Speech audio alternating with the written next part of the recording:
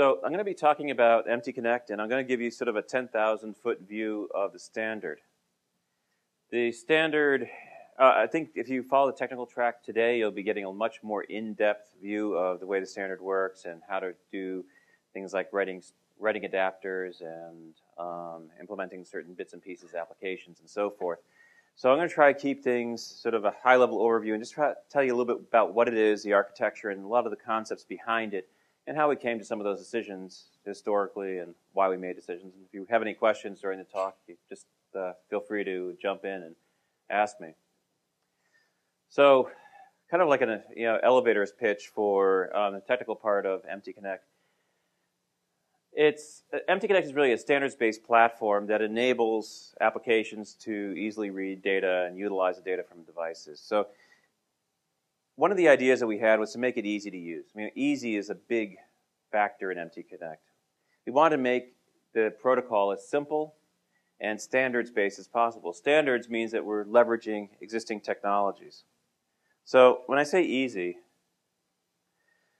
I mean that it's possible to get an application up and running very quickly. Now, MTConnect in and of itself is not really an application. It is a framework that can be used to make applications possible. So when you look at MTConnect and you look at what it's capable of doing, you may think, well, certain things are missing. But if you draw a line between what is the responsibility of the standard and what is the responsibility of the application, I'll try to get into that a little bit more during the talk. That's what we keep talking about MTConnect as. It's an enabler. It enables you to do a lot of things that otherwise would be much more difficult if you didn't have the standard. And we designed it specifically to be application agnostic. When we developed MTConnect, we decided we didn't want to make it so that it was solving just one application's problem. We wanted to make sure that MTConnect could be used for a number of different things, for machine tool monitoring, for machine tool interconnectivity, tool management, machine tool management, OEE, lots of different things. And to do that, we had to make some conscious decisions that we're not going to put certain things in the standard that are going to limit it or focus on certain application areas. So it's kept at a level that allows us to actually make it applicable to many, many different problems. And as I said, it's easy to use. I wanted to show you a little bit about how to test and play around with MTConnect, because anybody can do this. If you have a laptop, you can actually do this right now. I was going to do a quick little demo because I want to get everybody the idea that, to get started with MTConnect really doesn't take a lot of knowledge or tools or anything else. This is just a standard browser. It's a Mac, but you can do this in IE as well.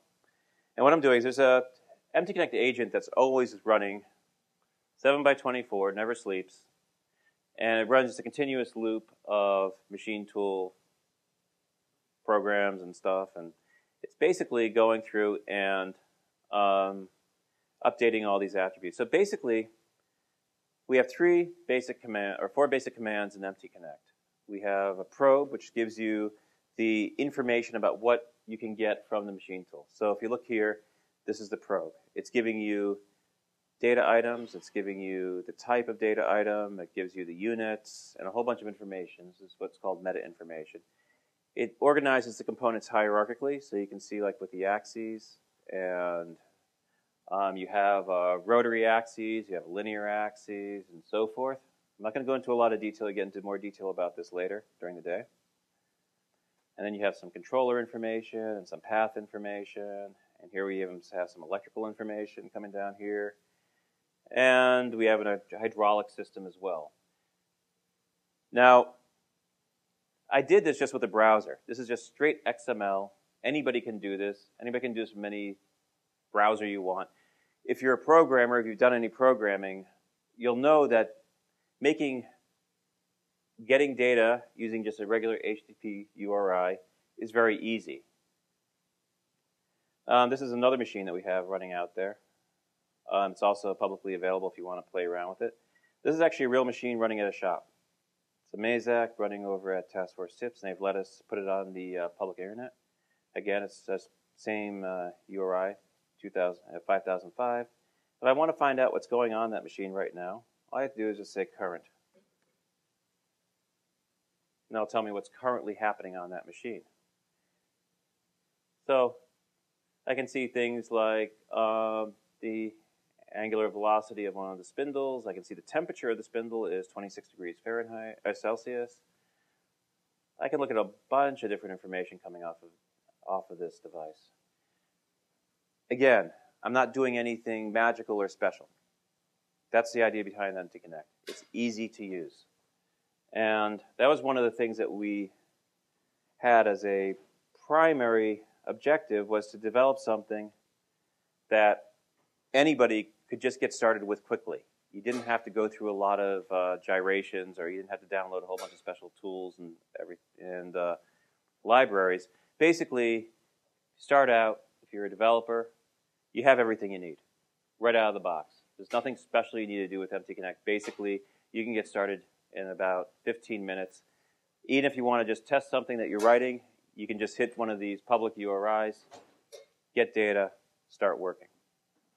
So that's something that really helps us out. And the reason we're so easy to use is because we're all standards-based. We're using things like HTTP as a protocol. We don't really elaborate much on top of HTTP. We use XML for the data representation, which again is standards, so standards-based. So if you want to interrogate an XML document, there's tons of tools out there for you to be able to navigate through the document, find what you want, and do whatever your particular application wants to do. So because of this, we've got a lot of power right out of the box. We've also harmonized with other standards. I mean, we're right now working with OPC and OPC UA to be able to develop a companion specification. There's a draft out there right now. And like with the tooling specification, we harmonized with the 13399 ISO specification. So when we go about doing new things like tooling or other areas of MTConnect, we always look and say, what's already out there? What can I use and what can I leverage so that I don't have to go and reinvent everything from scratch? And that way, we're kind of standing on the shoulders of giants. We're using everything that already works within the libraries and all the technology that's already out there, we're leveraging it. So you think about things like security. Does MTConnect itself have security built into it? And the answer is no. We did not build security into MTConnect. But can you put security on top of MTConnect? And the answer is yes. It's very easy, actually. I mean, if you want to have encrypted data, you want to encrypt MTConnect, basically just use HTTPS. So use secure sockets, and you're done. So now we have some security. If you want authentication as part of MTConnect, there's parts of HTTP which specify how to do authentication. So we're using all these existing technologies, and we're trying not to invent wherever possible. And that way we're able to leverage as much open source technologies that are already out there and not have to require people to implement a whole bunch of custom APIs or develop a whole bunch of custom software where it's really not necessary. You just focus on your business requirements.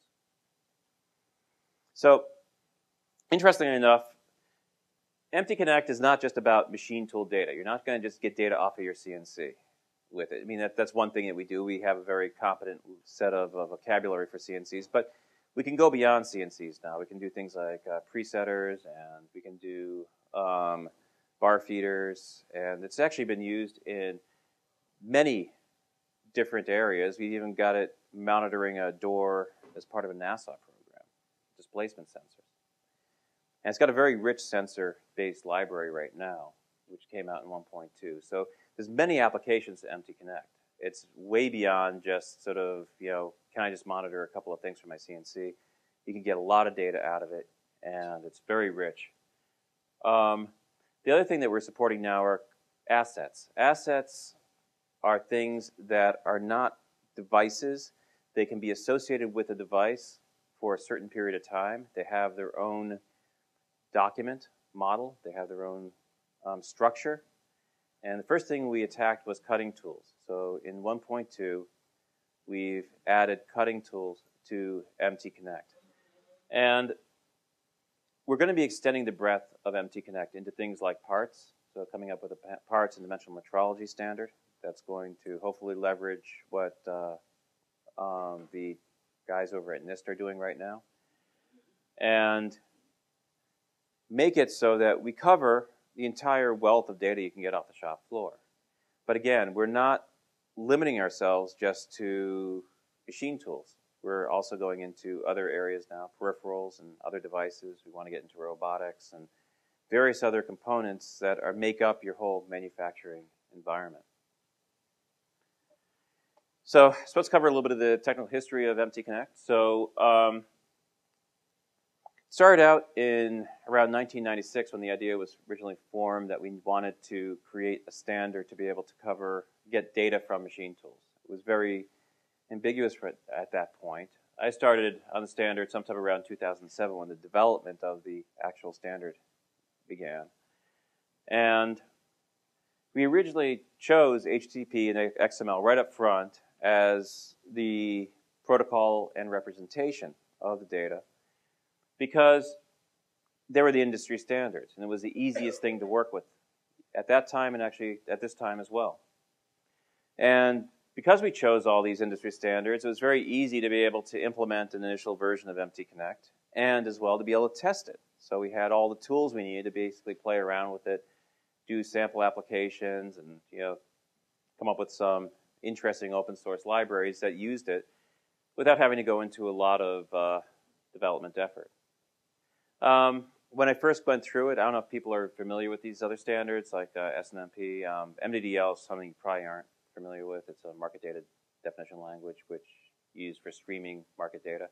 There's aspects of MTConnect which you'll learn later in the technical tracks about how it gets streaming data, uses push to be able to get large amounts of information without having a lot of protocol overhead.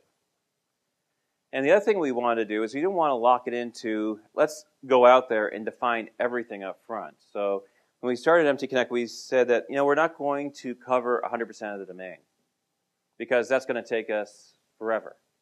What we wanted to do is come up with something that was usable for a couple of areas like monitoring and various other things, had enough information in it that could, cover most of what people wanted at the time, but not try to go and plumb every single depth and get everything perfect. The idea is that we're not perfect, and we're not going to be perfect.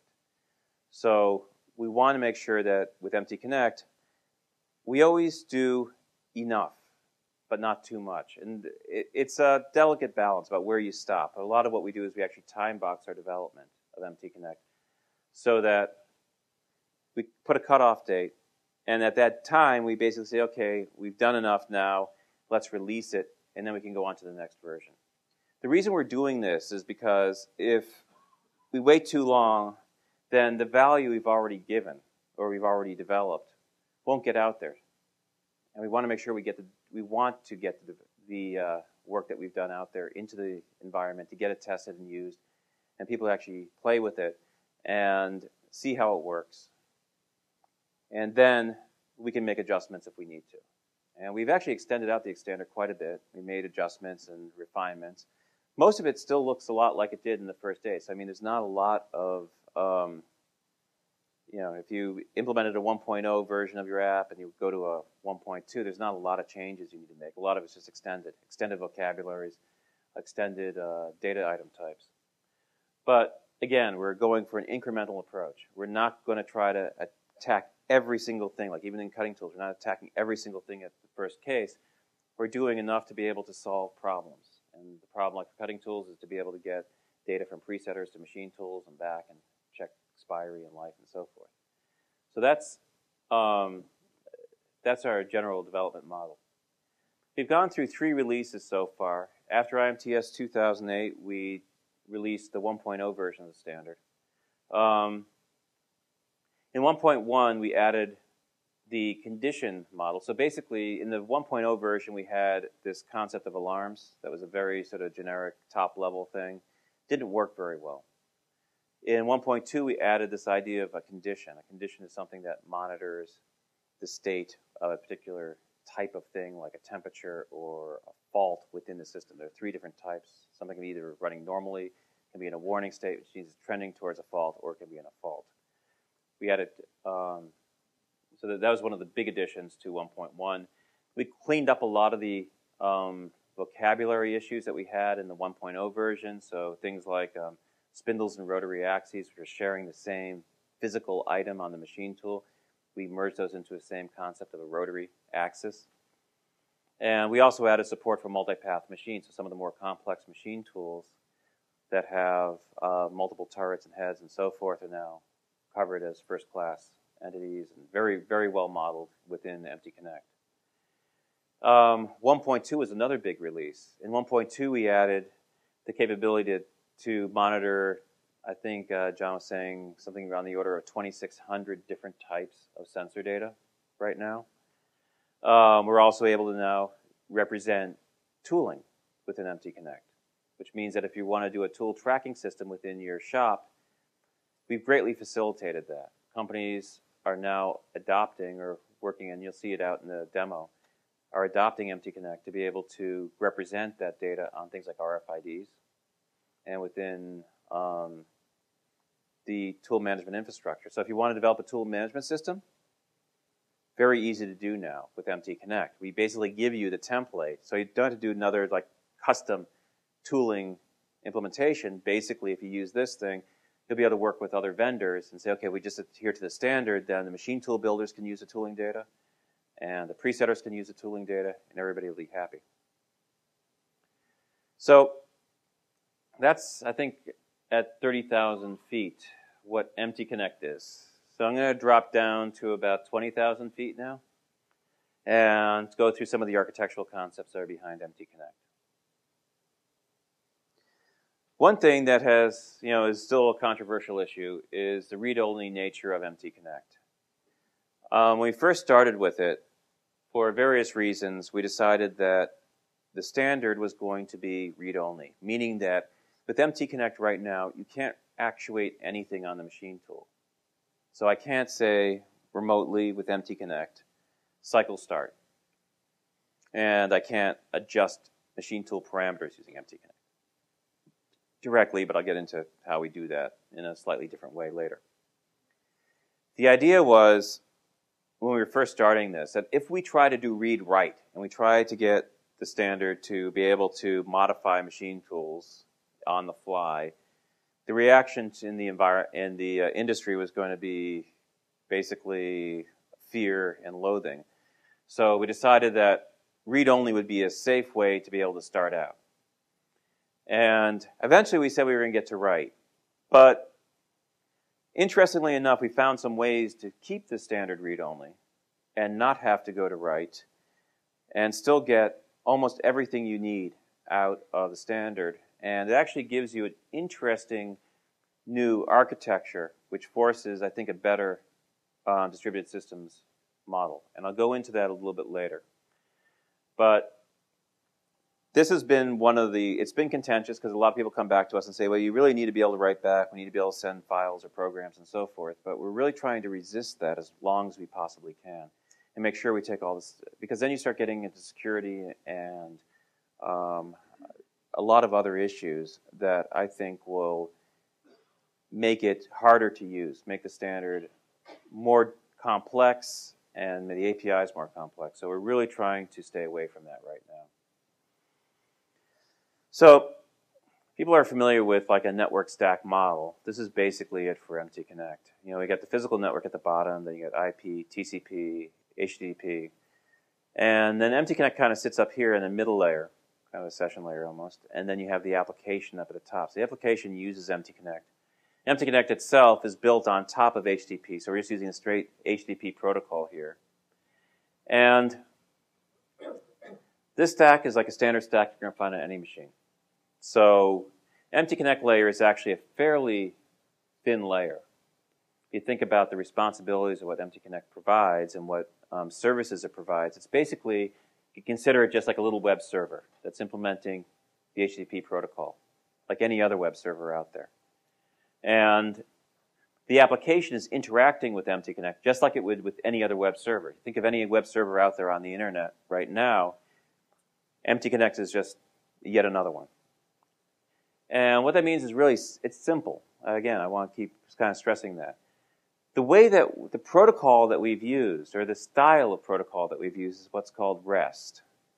And REST is, there was a doctoral thesis quite a while ago, I can give you the reference if you're interested later, on different web architectures. And this one got a lot of play in the industry, representative state transfer. And the reason is because it was easy to use and it gave a good separation between the client and the server responsibilities. What the server is going to do and what the client is going to do, and how you should implement different pieces of that on either side. And because of that, basically, you can use a browser to do almost everything with MTConnect you can do in an application. And you don't need a lot of tools, because everything is actually based right in that URI. I can do filtering, I can get real-time streaming updates, I can do all kinds of stuff just by specifying a couple of different attributes on the URI.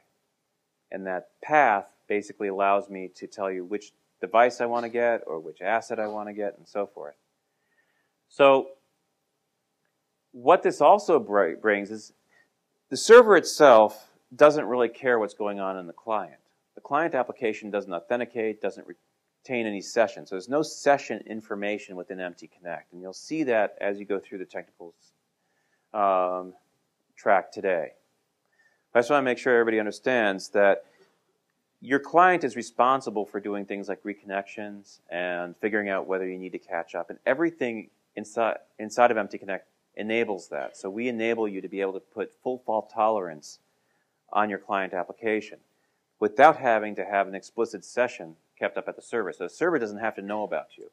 What this does is simplifies the server. Now the server doesn't have to worry about, if it has 100 or 1,000 clients connected up to it, it doesn't have to worry about managing all the state for all those 1,000 clients. It just has to basically manage its own state, do the right thing, and assume that the client knows how to tell whether it needs to, where it needs to start in the stream, how to catch up, and how to reconnect. And it actually makes for a simpler server. It also makes for a simpler client. The client logic is very easy to implement. I've implemented a bunch of different open source versions of these things now for .NET, C++, C, if you're Ruby, Scala, which works on a JVM. So if anybody's interested in any of these versions or wants to take a look at any of these open source projects, I'd be happy to give you the URL to go and download them and play around with them with whichever environment you want to work in. And the other thing we want to get into is this differentiation between the standard versus the implementation. So MTConnect itself as a standard, because we kind of move fluidly between some of these ideas, but the standard itself specifies really two things. The standard specifies that we're going to provide an HTTP-based service that's going to provide a little web server that's going to respond to 4 verbs, 4 requests, and it's going to return a document in XML that's going to adhere to a certain schema.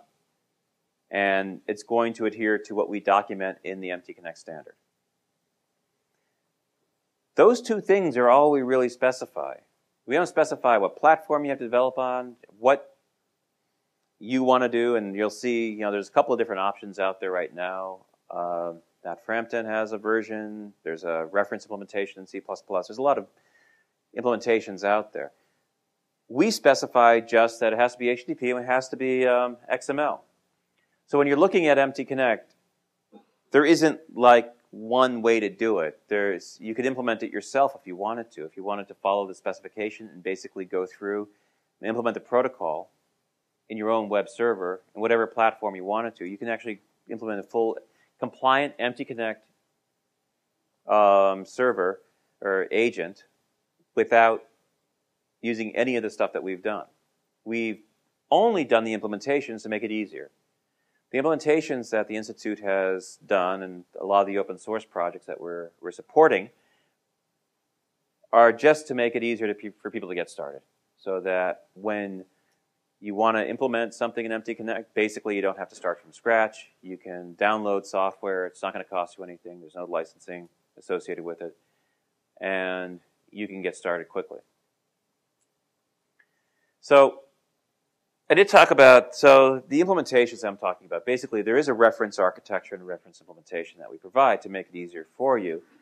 And the way we've chosen to do this, again, anything behind this point right here. So this is all MTConnect. From the agent out to the application, that is MTConnect.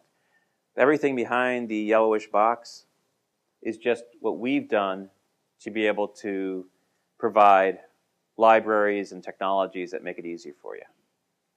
So the way we decided to implement this is basically we developed the C++ agent because C++ seemed to be kind of the most common thing that was out there. And we developed these adapters. Adapters translate between the proprietary APIs of the machine tool and this very simple pipe delimited format that we use to be able to send data to the agent. So it's a simple sockets-based framework. So basically, this guy sits there as a socket server, waits for the agent to connect back to it, and then this guy just keeps pushing data as it changes. Again, it's read-only, so there's no back channel. All that's happening is the adapter is just saying, whenever anything changes, shove it over, shove it over. And it's all just formatted like this. So you have a timestamp, and then you have the data item name, and then you have the values. That is our reference implementation, this chunk here. And this part is MTConnect. So when you go from the application to the agent, basically, the XML and the HTTP protocol, that's all we define. And again, this thing runs, I've built this thing on anything from like Windows 95 later. I've got it working on almost every flavor of Unix-y-like thing out there. So, you know, all the Linuxes, Mac OS, Solaris, whatever you want. I've got it running on embedded computers as well. So it's the agent and the adapter frameworks are very portable, very, you know, I think they're fairly easy to use. You'll see today. They're going to go over them in some of the other technical sessions. But if you want to get started, you have your own proprietary API for your machine tool or whatever. You can just download this stuff. There's a lot of examples up there too. And we put them all up on GitHub, which is a open source, it's just a source repository, sort of like SourceForge, where you can just put code up there, and if you make it public, anybody can download it. And actually, if people are interested, you can actually contribute back and help develop this code base that we have. We'd really appreciate that.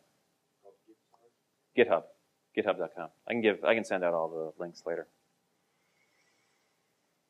And just to stress this again, the reference implementation is not required. You can do this yourself. Nat has done something completely different that is an MTConnect implementation. And it's perfectly legal. We encourage people to do that as well. And the adapter, again, is not part of MTConnect.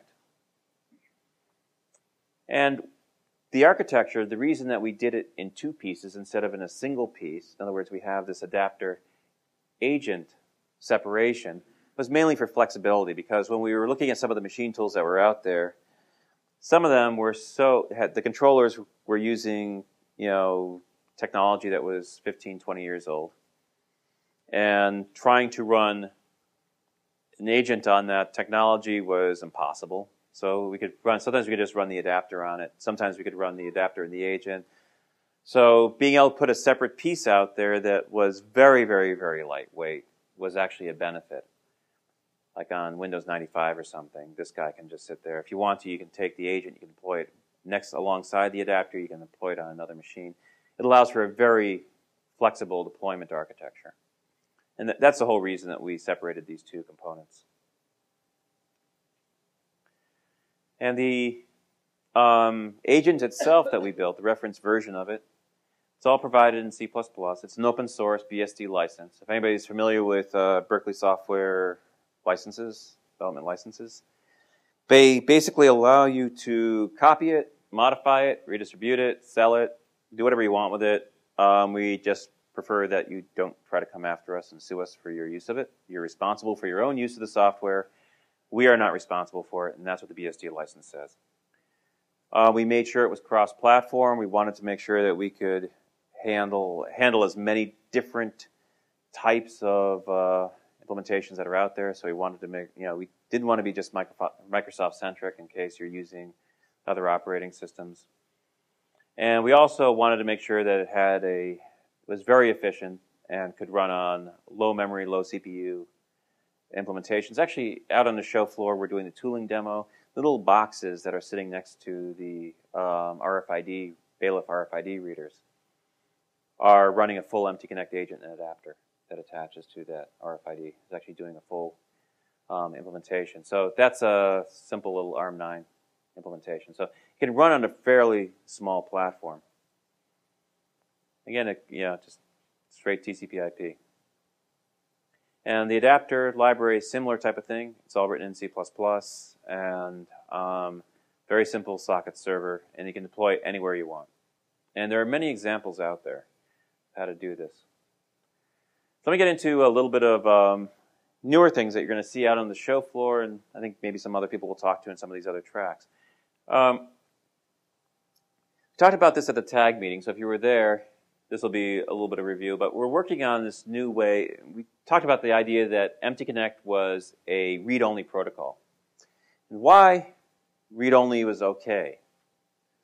Well, we're actually able to, through an observation model, basically a federated model, we're able to have one adapter reading from an agent, another adapter reading from the other agent. So basically these guys, this guy's pushing information to here, and this guy's pushing information to here, for like a machine tool and a bar feeder. There's a bar feeder integration out there that's using this technology right now. And the bar feeder adapter is reading from the machine tool agent, watching what it does, looking for it to say that I need something done. And the machine tool is saying, I need something done. I need you to feed some bar. When the bar feeder observes the fact that the machine tool wants it to feed some bar, basically the bar feeder says, okay, I'm feeding your bar. The machine tool observes the fact that it's feeding bar and waits for it to finish, to say, okay, I have completed feeding that bar. And then the bar feeder, basically, then the machine tool can go and do a cycle start once the bar feeder is complete. Again, we haven't actually written anything. The machine tool didn't give the bar feeder a command to say, go feed bar. It just changed the state of its request to say, I need some material. Now, this is an idea that we can extend out into other areas, because if I'm a machine tool, I say I need material. And let's say there are more than one ways of getting material into that machine tool. Let's say there's a robot and a bar feeder. The system is intelligent enough to know that for this part type, I need to have bar fed from the bar stock. For this other part type, I need to have a part loaded from the robot. Basically, that single request of load material can suffice for both of those devices. It's kind of the cool thing. And we can get a very flexible architecture here where you can actually couple multiple different devices, swap out devices that provide basically the same functionality. Because the device itself knows what it needs to do to be able to fulfill that request. So I make a request for you to do something, I can basically tell you whether I can do it or not. I can also filter and say, okay, I'm going to be able to support that, or somebody else is going to be able to support that. So that's why it's called federated. Federated basically means that you have semi-autonomous, intelligent components out there that are making decisions for themselves. So this is a new technology concept that we're coming up with MTConnect. Again, we're not requiring write as it was classically done, where the machine tool would say, I'm going to write a bit value, I'm going to change the bit value in this register to a 1 to have you feed a bar. And then when you're done, I'm going to be reading this other bit in this other register on your PLC, and you report that back, and now I know that the bar has been fed. So I don't have to, as a machine tool, as a CNC, care or know about how you implemented that thing. I just want to know that, I just want to get some stock. I want to be able to do my job. If you can take care of helping me, then great. If not, then I got a problem. But being able to separate these two pieces allows us to actually come up with, that's what I was talking about before when I said, read-only actually forces almost a better distributed systems architecture. And then we're getting into, so I'm actually almost out of time. I think I am out of time. But what I was just talking about is the future is, we see as being this inter-device communication. It's actually going to be part of the 1.3 version of the standard coming out soon-ish, depending on who you talk to. And we're using this concept called read-read that we came up with about almost 3 or 4 years ago, and it's taken a while for us to be able to get it to the point where we can actually prototype it and do some proof of concepts, and we've done one.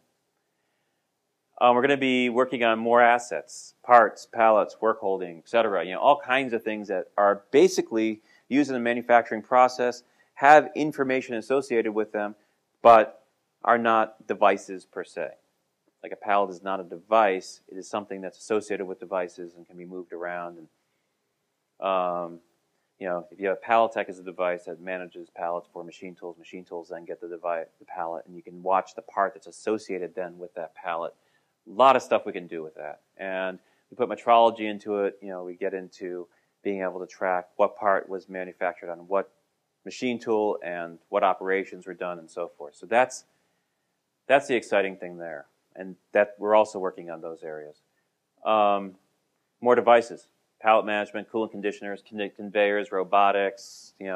If you have an area that you want to have addressed by the standard, the best way to do that is to join the tag and to say, I'd like this addressed, and I am going to help lead a group and get this into the standard. And if you do that, we will be extremely receptive, because anybody who will donate or dedicate time to the standard is, given, I think we treat people pretty nicely, I hope. I don't know. So we try to help people as much as possible. And again, the end goals, where we're going with this thing is, we can do, getting into environments where we have, real-time data collection. We can start getting into predictive maintenance, additive, adaptive data-centric type applications that are really using that wealth of knowledge. I mean, if you look at the shop floor, it's got tons of data.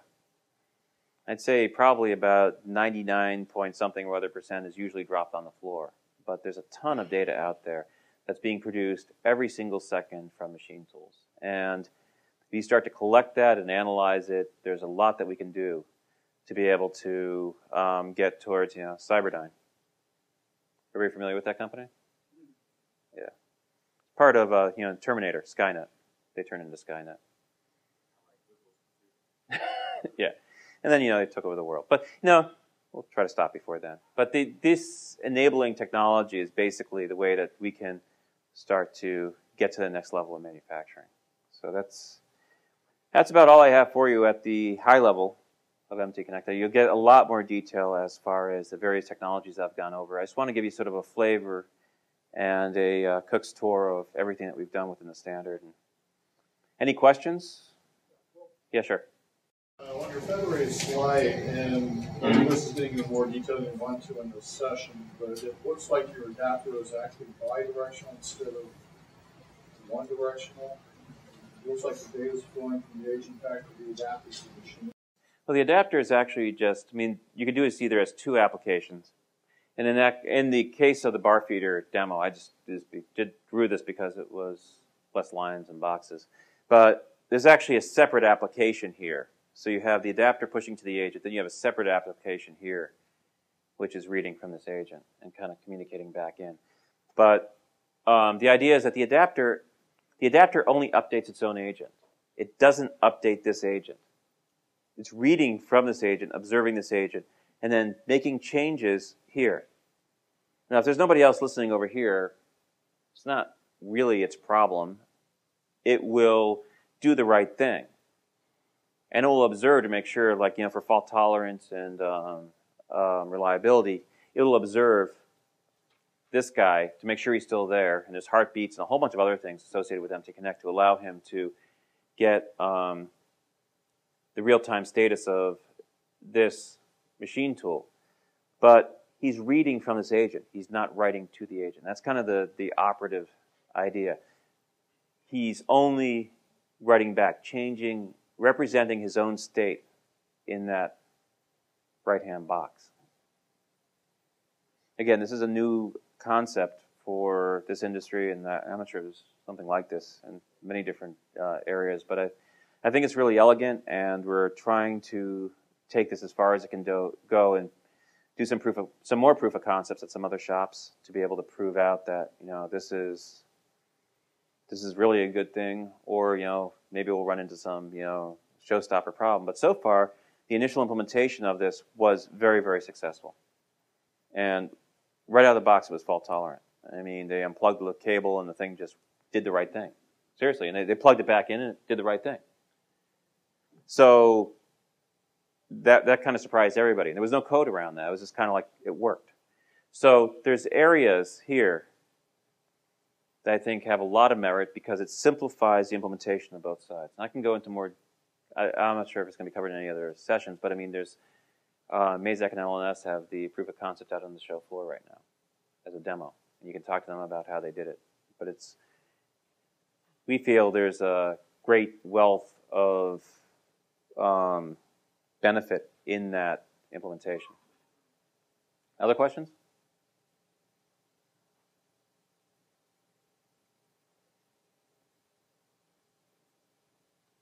Yeah. So to summarize that, there's another application that would have been in the picture that reads from the agent inside. It's an implementation. It's basically an implementation decision. You can do it all in the same box. In other words, your agent can be configured. Your adapter can be configured to go and just read from another agent. So in other words, I can say from my adapter. The tooling demo that's out there, actually, the adapter for the bailiff integration is using the same technology. And the adapter from the bailiff thing, for the bailiff RFID reader, and on the machine tool side, is basically a combination of both an adapter and a client application. So it's just really, again, you know, behind the agent, it's all implementation. It's all your implementation decisions. But we support a very, very flexible architecture, so you can basically plug and play different adapters behind the agent, and they can all be feeding different pieces of information in, depending on what they're required to do. So, other questions? Paul's giving me the wrap it up signal from the back of the room. So hopefully that gave you an idea of what is going on with MTConnect and the, you know, high-level tech view. Yeah, if you want to stop by, I'm going to be, you know, milling around, probably, you know, running around, making sure the whole tooling demo is still working. So I have a booth here too. So yeah, if you have any more questions or want to stop by, feel free.